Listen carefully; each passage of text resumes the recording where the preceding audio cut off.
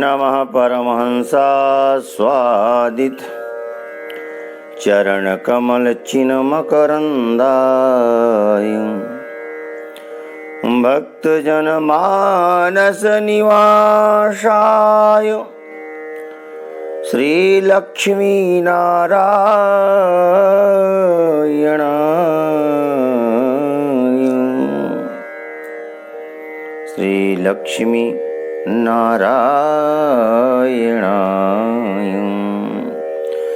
लक्ष्मीनाथसमारम्भां नाथयामुनमध्यमाम् अस्मदाचार्यपर्यन्तां वन्दे गुरुपरम्पराम्। बोलिए सच्चिदानंद भगवान की जय, बालकृष्ण लाल की जय। राधा रानी सरकार की जय, हनुमान जी महाराज की जय, शंकर भगवान की जय, सद्गुरुदेव भगवान की जय। जय जय श्री राधे, जय जय श्री राधे,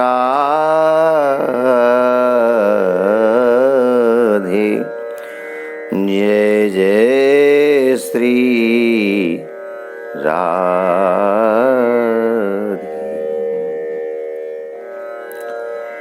अनंत कोटि ब्रह्मांड नायक परात्पर जगदीश्वर अखिलेश्वर नंदनंदन भगवान श्याम सुंदर की वांगमयी प्रतिमूर्ति श्रीमद्भागवत महापुराण भगवान भागवत के चरणों में अनंतशः वंदन प्रणिपात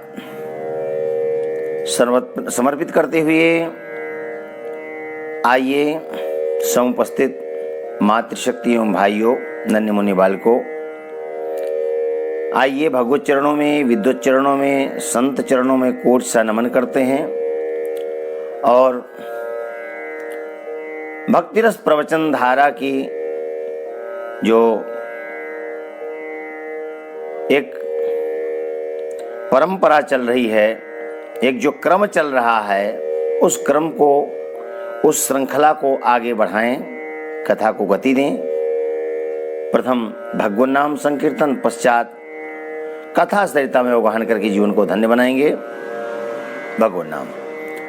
गोविंद जय जय गोपाल जय जय, राधा रमण हरि गोविंद जय जय, राधा रमण हरि गोविंद जय जय, गोविंद जय जय बोलो गोपाल जय जय, गोविंद जय जय बोलो गोपाल जय जय, राधा रमण हरि गोविंद जय जय, राधा रमण हरि गोविंद जय जय।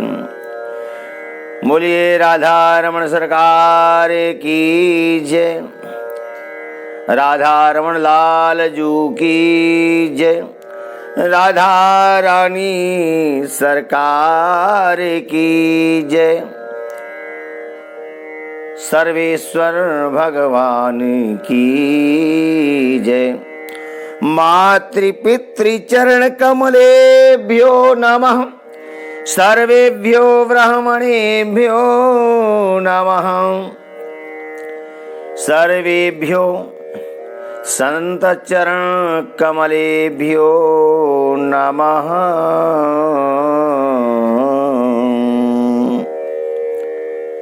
अहो देवर्षिर्धन्योऽयं यद् कीर्तिं सारंधन्वनः,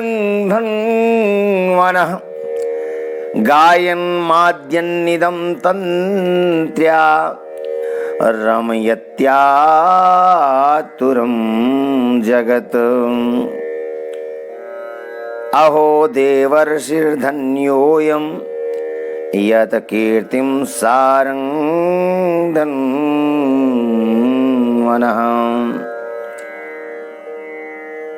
सूत जी कहते हैं, शौनकादि ऋषियों, देवर्षि नारद धन्य हैं, बड़भागी हैं। क्यों? क्योंकि सारंग धन्वा, सारंग पाणी भगवान की कीर्ति को अपनी वीणा पर गा गा कर स्वयं तो आनंद मग्न होते ही हैं, साथ साथ इस त्रिताप तप्त जगत को भी, संसार को भी आनंदित और आह्लादित करते रहते हैं। अहो देवर्षि धन्योयम यत् कीर्तिम सारंग धन्मनः, गायन वाद्यन निदम तंत्र्या रमित्यातुरम जगत। शौनकादि ऋषि कहते हैं, सूत जी महाराज, प्रश्न है, निर्गते नारदे सूतो भगवान बादरायणः, श्रुत्वा तदभिप्रेतं तथा किं करोत् विभुः। देवर्षि नारद के चले जाने के बाद सर्वज्ञ एवं सर्वशक्तिमान भगवान व्यास ने नारद जी का अभिप्राय सुन लिया था। उनके चले जाने के बाद उन्होंने क्या किया? निर्गते नारदेषु तो भगवान बादरायण। सूत मुनि कहते हैं, शौनकादि ऋषियों, भगवान के आत्मज, भगवान के मानस पुत्र देवर्षि नारद चले गए। व्यास जी को बड़ा दिव्य उपदेश किया था। व्यास जी ब्रह्म नदी सरस्वती के तट पर विराजमान हैं। भगवान व्यास लिखते हैं, ब्रह्म नद्यां सरस्वत्यां आश्रमः पश्चिमे तटे सम्याप्रासयति प्रोक्त ऋषीणां सत्रवर्धनः। ब्रह्मनद्यां सरस्वत्यां, ब्रह्म नदी सरस्वती, सरस्वती के पश्चिम तट पर व्यास जी का सम्याप्रास नाम का आश्रम है और बड़े बड़े संत लोग यहाँ पर दीर्घकालीन सत्र लेकर के अनुष्ठान, अपना भगवत ध्यान, भगवत भजन अपना करते रहते हैं, अग्निहोत्र आदि करते रहते हैं। सम्याप्रास नाम का आश्रम है और सरस्वती का पावन पुलिन है, पश्चिम तट है। भगवान व्यास उस स्थल का सेवन करते हैं। सरस्वती का तट यानी ज्ञान का तट, ज्ञान के तट पर बैठ करके व्यास जी महाराज सुंदर संतों का संग करते हैं, प्रणव का जप करते हैं। बड़ा सुंदर आश्रम है, बड़ी रमणीयता है। बद्री विशाल धाम से, बद्रीनाथ धाम से तकरीबन 3 से 4 किलोमीटर है माड़ा गांव। भारत का अंतिम गांव है, उसके आगे फिर चीन लग जाता है। अलकनंदा और सरस्वती का संगम है वहां पर। सरस्वती नदी को पार करना चाह रहे थे पांडव लोग स्वर्गारोहण काल में, तो पार करने के लिए पुल चाहिए, कोई पुल नहीं था, तो भीम दादा ने बड़ी शिला उठाकर रख दिया था नदी में। लोग उसी से पार होते हैं, स्वयं पांडव लोग पार हुए। आज भी वो पुल है। जो बड़भागी लोग बद्रीनाथ धाम जाते होंगे देखते होंगे, भीम पुल की चर्चा होती है। कई बार जाने का अवसर मिला भीम पुल तक। बद्रीनाथ धाम तो हम 4 बार ही गए हैं, लेकिन बद्रीनाथ धाम में रह करके माणा गांव तक, भगवान व्यास जी की गुफा तक कई बार गए हैं। तो उस पुल को पार किया हमने। पुल पार करके भगवान व्यास की गुफा पर जाते हैं। गुफा प्राकृतिक है, किसी के द्वारा निर्मित नहीं है, सहज निर्मित है। गुफा का जो ऊपर का पत्थर है, उस पत्थर को देखो तो ऐसा लगता है माने भोजपत्र रखा हुआ है, ऐसी प्राकृतिक उसमें संरचना है। ऐसा लगता है माने किसी शिल्पी ने ऐसा भोजपत्र के रूप में उसको उकेरा हो, उसको बनाया हो, उसको सजाया हो। बहुत अच्छा लगता है। लोग गुफा के अंदर जाते हैं। भगवान व्यास जी ने यहां बैठ करके लेखन किया है।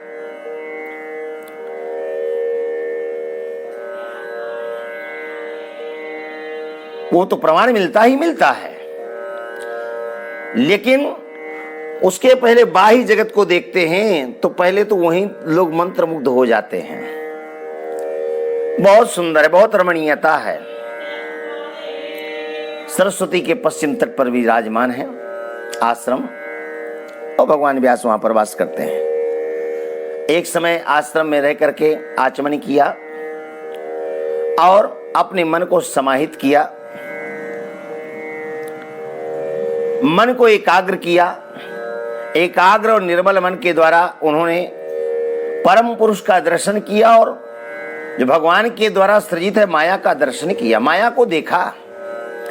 तस्मिन् स्व आश्रमे व्यासो बदरी षण्ड मंडिते आसीनोप उपस्पृश्य प्रणिदध्यो मनः स्वयं। बद्री का वन है, वेर का वन है, बड़ी ही सुंदर रमणीयता है। अपने मन को एकाग्र किया, निर्मल किया और परम पुरुष का दर्शन किया। उनके अधीन जो उनकी माया, माया का दर्शन किया। ये वही माया है जिसके द्वारा मोहित होकर के ये त्रिगुणातीत जीव अपने आप को त्रिगुण में जानने लगता है, जिससे कि अनर्थ को भोगता है। इस त्रिगुणमयी माया कारण ही अनर्थों को भोगता है, और अनर्थों की समस्या का समाधान कोई और नहीं, केवल भक्ति योग है। संसार के लोग क्या जाने, संसार के लोगों कल्याण के लिए परमहंसों की संहिता भगवान व्यास ने श्रीमद् भागवत महापुराण की रचना किया। अनर्थोपशमं साक्षात् भक्ति योग मधोक्षजे लोकस्या जानतो विद्वांस चक्रे सात्वत संहिताम। परमहंसों की संहिता का निर्माण किया। यस्यां वै श्रूयमाणायां कृष्णे परम पुरुषे भक्तिरुत्पद्यते पुंसः शोक मोह भयापः। जिसके श्रवण करने मात्र से कृष्ण भगवान की भक्ति का उदय हो जाता है। भक्तिरुत्पद्यते पुंसः, परम पुरुष भगवान कृष्ण की भक्ति का उदय होता है और जीव के शोक मोह ताप आदि का वह नाश करता है। ऐसी भगवान की चिन्मयी कथा है। ससंहितां भागवतीं कृत्वा अनुक्रम्य चात्मजं शुकमध्यापयामास निवृत्य निरतं मुनिः। श्रीमद् भागवत महापुराण की रचना किया भगवान व्यास ने। अब रचना तो कर दिया, दिव्य पुराण की रचना कर दिया, लेकिन अब इसको पढ़ाएं किसको? शोक मोह भयापः, शोक मोह का नाश करता है श्रीमद् भागवत महापुराण, लेकिन पढ़ाएं किसको? इसका प्रचार और प्रसार कैसे हो? भागवत का पढ़ने का सच्चा अधिकारी यदि कोई है तो वो ही हो सकता है, वो ही है जिसने काम क्रोध लोभ पर विजय प्राप्त की हो। और यदि कोई मेरी दृष्टि में ऐसा कोई है त्रिगुणातीत, तो वो है मेरा पुत्र सुखदेव। लेकिन सुखदेव को पढ़ाएं कैसे? वो तो निर्गुण ब्रह्म में परनिष्ठित है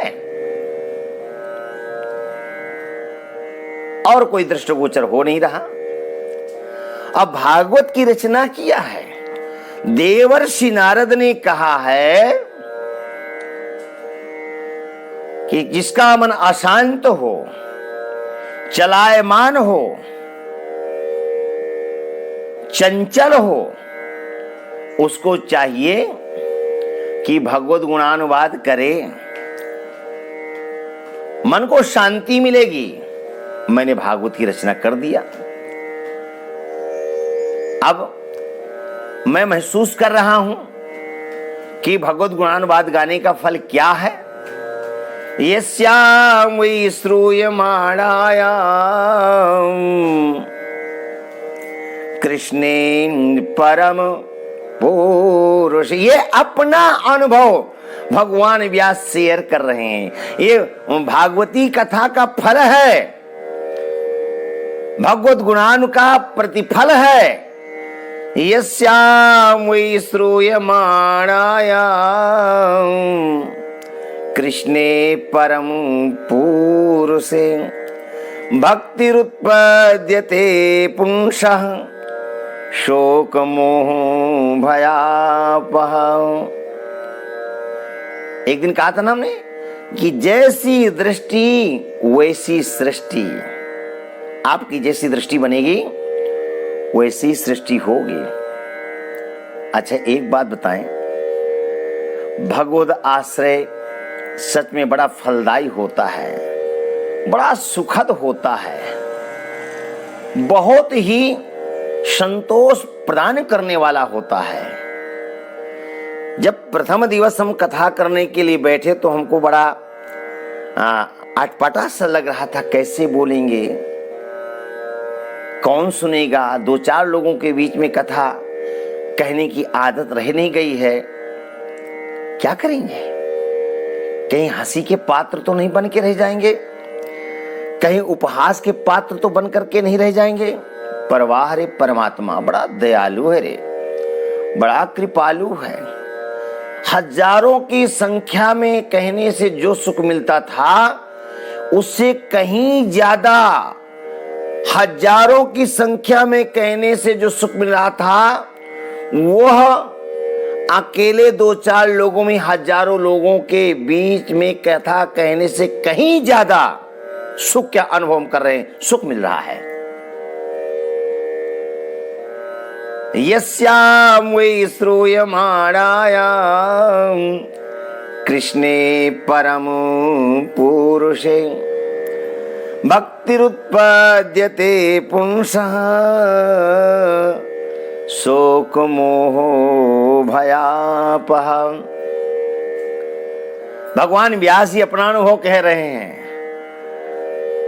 सच में देवर्षि नारद ने ठीक कहा।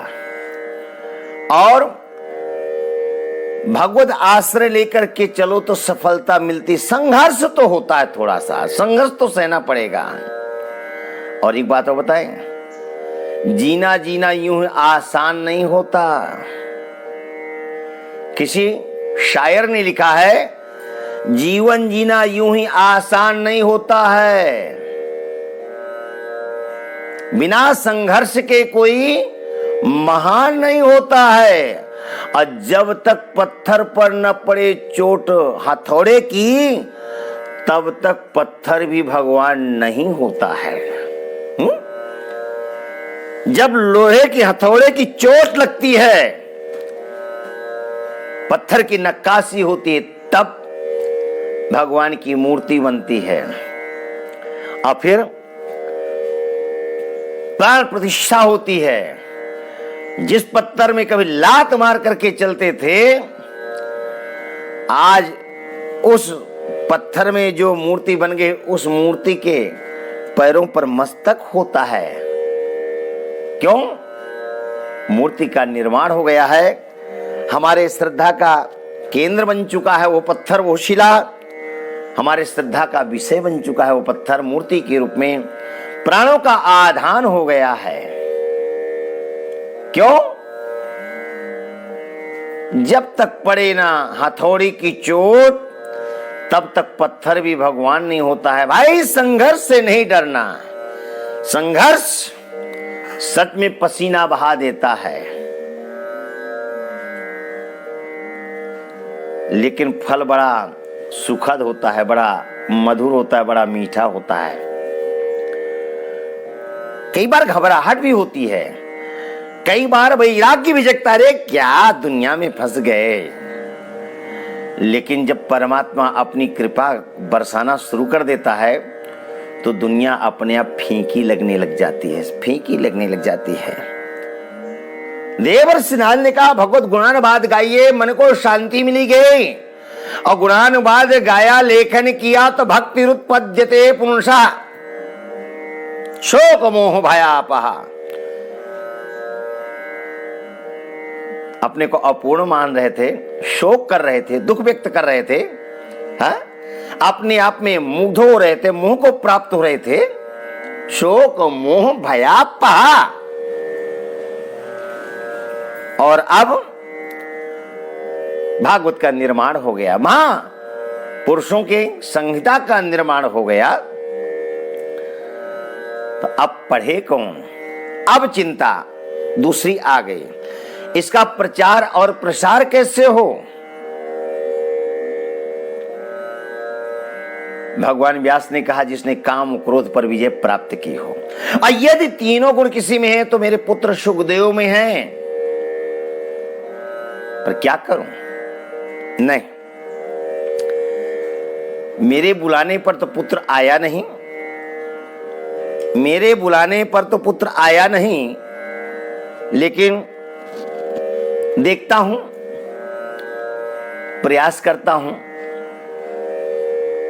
शायद क्या, मेरा पूर्ण विश्वास है, मेरा पूर्ण विश्वास है कि पुत्र सुखदेव का पदार्पण होगा।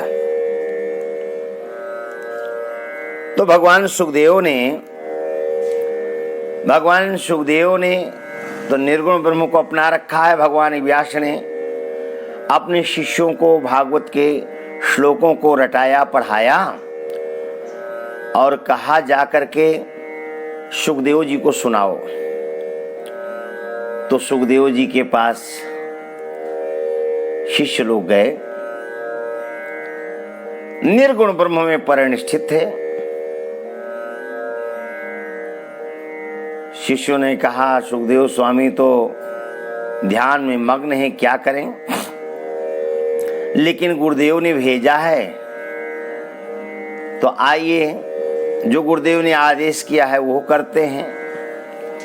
तो सुखदेव जी तो ध्यान मग्न थे, शिष्यों ने गायन किया, भगवान की रूप माधुरी का गायन किया।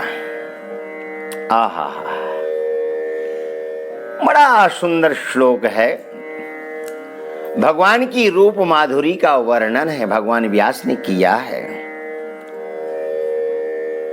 बरहा पीड़म नटवर बपु कर्णयो कर्णिकारम बिव्रदवास कनक कपिशम वैजयंतीं चमालाम रन्ध्रान् वेणोरधर सुधया पूरयन् गोपवृन्दै वृन्दारण्यं सपद रमणं प्राविशत् गीत कीर्तिः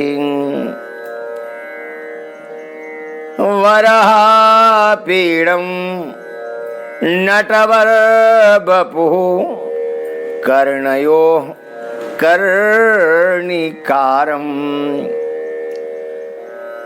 बरहापीडम, मयूर के पंख का सुंदर मुकुट धारण कर रखा है प्रभु ने। बरहापीडम नटवर बपु, श्रेष्ठ नर का सा बपु शरीर बना रखा है। अब तो नट देखने को मिलते ही नहीं हैं, होंगे कहीं जंगल में अपना पड़े होंगे बेचारे, कहीं छोटे मोटे गांव में चले गए होंगे, कभी कभी जाते होंगे। आज से 42-43 वर्ष पूर्व, 45 वर्ष पूर्व, जब हम कक्षा 1 या 2 के विद्यार्थी हुआ करते थे तो गांव में नट लोग आते थे, इधर उधर 2 बांस बांध देते थे, बीच में रस्सी बांध देते थे और अपने पैरों में भी उस रस्सी में चलने के लिए पैर के सहारे नहीं चलते, पैर में भी सींग बांध लेते थे पशुओं के। जो मृत पशु होते उन पशुओं के सींगों को उल्टा बांध लेते, गोलाकार सींग जो होते, और पैरों में बांध करके हाथ में बांस लेकर के बैलेंस बना करके, और 8 साल 10 साल 6 साल का बालक 15 साल का बालक रस्सी में चढ़ करके रस्सी से इस पार से उस पार हो जाता। यानी किस विद्या का उनको बोध होता, उनको हम लोग नट के रूप नाम से जानते। और लोग कहते गांव में नट आए हैं, आज दिखाएंगे कुछ। वो सर्कस का कार्य करते थे, एकदम सर्कस का। तो नटवर बपु हो, श्रेष्ठ नर का मतलब अच्छे खिलाड़ी। हाँ, नटवर बपु हो, श्रेष्ठ नर का सा बपु बना रखा, धारण कर रखा है। कर्णयो कर्णिकारम, कर्णयो कर्णिकारम, कर्णिकारम, कर्णिका कनेर पुष्प, कनेर पुष्प। कर्णयो कान, 2 द्विवचन है, 2 कान है, और कनेर पुष्प 1 है। कर्णयो कर्णिकारम अथवा कनेर पुष्प एक प्रजाति विशेष का नाम ले सकते हैं, कनेर के पुष्प। अब कनेर वृक्ष से लेंगे तो एक वचन हो जाएगा, वृक्ष से अनेक पुष्प लिए जा सकते हैं, लेकिन नहीं, जैसा नाम वैसा काम होना चाहिए। तो कनेर का एक पुष्प कभी इस कान में लगाते हैं, कभी उस कान में लगाते हैं। क्या है? उन्मत्तता का द्योतक है। कर्णयो कर्णिकारम, बड़े सुंदर स्वरूप का वर्णन है भगवान का। सखा लोग गाते हैं, भगवान भी स्वयं सखाओं के साथ गोचारण के लिए जाते हैं, वत्स चारण के लिए जाते हैं, और श्लोक का गायन करते हुए वृंदावन भूमि में, वृंदावन धाम में प्रवेश करते हैं। प्राविशत येत कीर्ति, सुंदर रूप माधुरी का वर्णन है। जैसे श्लोक को सुना भगवान सुखदेव ने समाधि खुल गई और उन ऋषि कुमारों से कहा, एक बार पुनः श्लोक सुनाओ। ऋषि कुमारों ने कहा, सुखदेव स्वामी आपको श्लोक सुनना है तो पिताजी के पास चलो, यह तो एक श्लोक है, पूरे 18,000 श्लोक हैं पिताजी के पास में। आप चलिए और सुनिए। अब ये तो वानगी है, टेस्ट दिया गया है, आप गोता लगाएंगे डूबते ही रह जाएंगे। एक बार तो सुखदेव स्वामी चलने को उद्यत हुए, अगले क्षण का सुंदर होगा अपने लिए, हमारा तो निर्गुणिया ही अच्छा है। और नेत्र बंद करके सुखदेव स्वामी पुनः आसनासीन हो गए। ऋषि कुमार खुश तो हुए थे, व्यास जी के शिष्य तो खुश हुए थे, लेकिन सुखदेव स्वामी के आसनासीन होते ऐसा लगता मानो तुषारपात हो गया है, इनके किए कराए पर पानी फिर गया। पर उदास नहीं हुए, नहीं, गुरुदेव के पास लौट करके आए। गुरुदेव ने पूछा क्या हुआ? बोले गुरुवर आपने जो वायरिंग की है ना सफल है। व्यास जी ने कहा मतलब? शिष्यों ने कहा आपने जो श्लोक पढ़ाया था ना, सुनते ही सुखदेव जी की समाधि खुल गई थी। आपने जो वायरिंग किया है सफल है। बटन दबाते ही बल्ब जला है पर फिर बंद हो गया, शांत हो गया। यानी कनेक्शन में कोई त्रुटि नहीं, कोई कमी नहीं है, पर बटन हमने दोबारा दबाने की चेष्टा नहीं की है, पर विश्वास है कि सुखदेव स्वामी आएंगे। गुरुवर, गुरुजी ने पुनः दूसरा श्लोक सुनाया, पढ़ाया और कहा जाओ उसको सुनाओ। पहले श्लोक में रूप माधुरी का वर्णन किया, दूसरे में कृपालुता का वर्णन किया। आहा, शिष्यों ने जाकर के सुखदेव स्वामी के समक्ष खड़े होकर के, वो तो ध्यान मग्न थे, शिष्यों ने कहा आप ध्यान लगा के रखो, हम तो आपकी समाधि खोलेंगे। माला जपने में, ध्यान करने में सुख नहीं है जो उनकी रूप माधुरी को देखने में सुख है। अहो वकीयम स्तन कालकूटम जिघांसया पाययदप्यसाध्वी लेभे गतिं धातृचितां ततोऽन्यं कं वा दयालुं शरणं व्रजेम, कं वा दयालुं शरणं व्रजेम। देखो तो सही, वो बकी, वो पूतना भगवान को मारने के लिए, अहो बकीयम स्तन कालकूटम, मारने के लिए अपने स्तनों में हालाहल विष लगा करके आई। पर लेभे गतिम धातृचिताम ततोऽन्यम, आई तो थी मारने के लिए, पर भगवान ने उसको वह गति दी जो गति माँ यशोदा को मिलनी अभी शेष है। दुग्ध में मुख लगा करके सदगति प्रदान किया, ऋषियों को जो गति मिलती वो गति प्राप्त हुई बकी यानी पूतना को। भला बताइए, मारने के लिए जो भजन करते हैं, पूजा करते हैं, पाठ करते हैं, उनको तो सदगति देते ही देते हैं, अपने चरणों का सानिध्य देते ही देते हैं। पर ये पहली बार सुनने को मिल रहा है कि जो उनको जहर पिलाने आता उसको भी मुक्ति दे देते हैं। हाँ? भाई को भाई अनख आलस हो। ऐसा नहीं कि जो उनको पत्र पुष्प चढ़ाता उनको ही मुक्ति देते हैं। यदि कटु वैमनस्यता के साथ, दृढ़ता के साथ वैर करके यदि उन्हें जहर भी पिलाना चाहता है तो परमात्मा कहता है चिंतन तो किया है, चाहे वैर से किया हो, चाहे कैसे भी किया हो, मेरी याद तो किया। उसके पीछे सारे देखना क्या याद, किसी ना किसी प्रकार मेरे स्वरूप का चिंतन तो किया है, और जो मेरे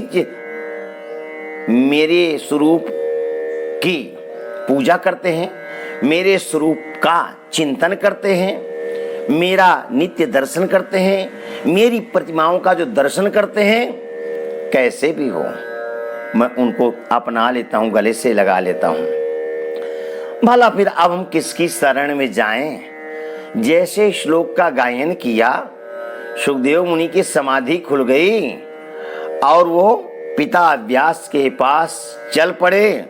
शिष्य लोग भी पीछे पीछे चल पड़े, कथा सुनने के लिए चल पड़े, भागवत के श्लोकों को सुनने के लिए चल पड़े, और धीरे धीरे चल करके भगवान व्यास के समक्ष पहुंच गए। भगवान व्यास का हृदय गदगद हो गया। सुखदेव स्वामी चरणों में लेट गए। जो पुत्र पिता के बुलाने पर नहीं आया, नहीं सुना,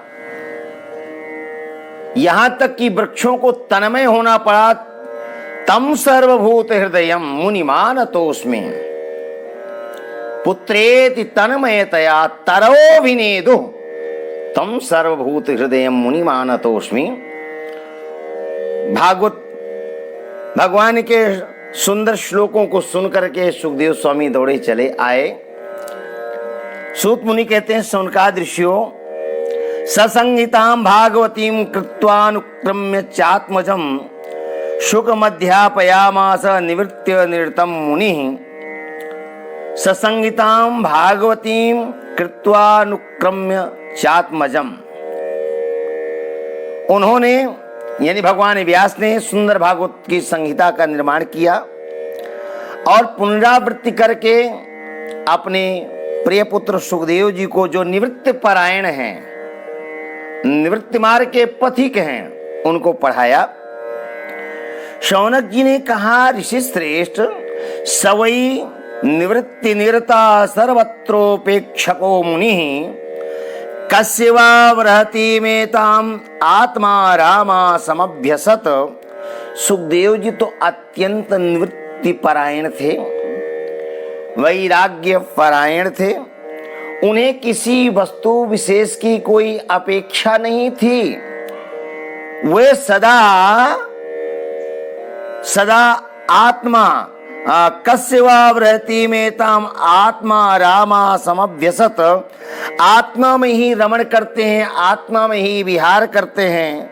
फिर उन्होंने किस लिए इस महान ग्रंथ का अध्ययन किया?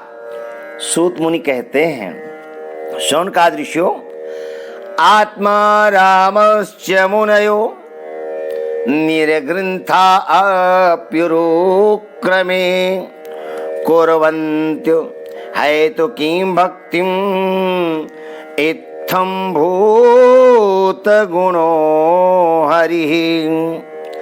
आत्मा रामश्च मुनयो निर्ग्रंथा अप्युरुक्रमे जीवन मुक्त ब्रह्म पर चरित सुनहि तज ध्यान। जे हरि कथा न करहि रति तिनके ही पासान। जीवन मुक्त ब्रह्म पर चरित सुनहि तजी ध्यान। भगवान के चरित्र ही कुछ ऐसे हैं जो आत्माराम हैं, पूर्ण काम हैं, आप्त काम हैं, जिनकी अविद्या की गांठ खुल गई हैं। वे भी भगवान की हेतु रहित भक्ति किया करते हैं, यानी निष्काम भक्ति किया करते हैं। क्यों? क्योंकि भगवान की कुछ लीलाएं ही ऐसी हैं, भगवान की कुछ लीलाएं ही ऐसी हैं, मधुर लीलाएं, जो भक्त को अपनी ओर, सबको, जीव मात्र को अपनी ओर खींच लेते हैं।